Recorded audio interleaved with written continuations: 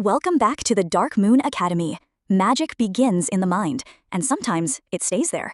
But when thought is focused, when will is applied, and when power is channeled, that which begins as an idea can become a force. Today, we unravel one of the core techniques of mental and applied will work, thought forms and constructs. What is a thought form? A thought form is a being, entity, or intelligence created entirely through focused intention. It begins in the mind, but with enough power and clarity, it can act independently, especially in the astral plane, the realm of mental and spiritual projection. Mages often create thought forms to assist with tasks in the astral realm, guard the subconscious, deliver messages or influence another's mind, handle repetitive or energetic rituals remotely. Think of them as magical assistants born from your mind. Properties of a thought form. Temporarily autonomous, they operate until their task is complete. Fueled by intention and will. The clearer the purpose, the stronger the thought form. Naturally astral, they exist primarily in mental or spiritual space. Can influence the material world. If given enough energy, they may manifest subtle effects. Most fade after completing their task. Their essence dissolves, returning to the astral. But if overfed with energy or given too much identity, some can linger. That's where the line between tool and tulpa begins to blur. But that's another lesson.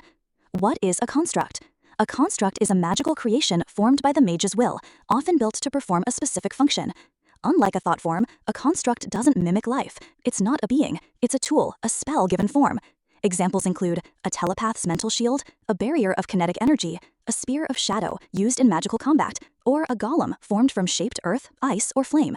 Constructs can be mental, created in the mind to block or reshape thought; energetic, formed from magic itself; elemental, made from existing physical matter, reshaped with intent. Every spell that takes form beyond its natural effect becomes a construct. Thought form versus construct. Trait, thought form, construct. Nature, semi-sentient, task-oriented, non-sentient, function-based. Realm, primarily astral, mental, energetic, or physical. Lifespan, temporary, fades after task. Exists until energy depletes or dismissed. Complexity, can evolve with power, bound by structure and design. Risk, may develop autonomy if overpowered, may collapse or misfire if poorly built. Creating a thought form or construct. 1. Intention. Define the purpose. Be specific. A vague task leads to unstable energy. 2. Visualization. Hold the shape, action, and nature of your creation clearly in your mind. 3. Power. Feed the form with your energy aligned to your intent. 4. Release or anchor. Let the form act or bind it to a location, object, or spell. 5. Dissolution. When complete, absorb the energy back or safely dismiss it. Warnings and wisdom. Don't overfeed a thought form. Too much power can grant awareness. Don't underbuild a construct. It may break mid-task or collapse under pressure. Check your mental state. Thought forms reflect you and can amplify what you're not dealing with. Remember your creations, especially as they linger. You are responsible for what you manifest. A mage is only as sharp as their will, and in the mental arts, that will becomes your hammer, your chisel, and your forge.